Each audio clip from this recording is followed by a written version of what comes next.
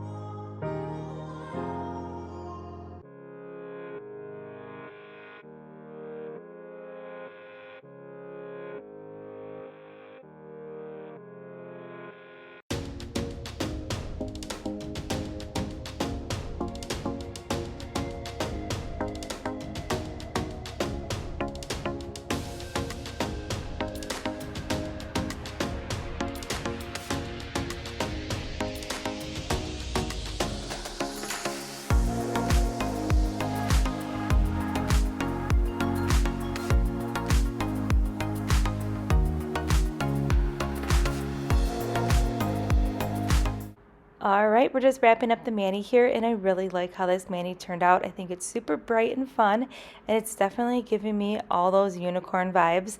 I really like these two colors. They're like more like a vibrant neon pastel color, very pretty, and then that glitter. There's just something about my rainbow. It's the color combination of all those beautiful colors with that matte finish. It's just a very unique glitter, and it laid really nicely on the nail as well. So if you don't want to do the gel method with press-ons or your regular mani, you don't have to. You can still use your dip liquids. I will go ahead and link everything we use in the description box below so you can create your own press-ons, and I'll see you in the next upload.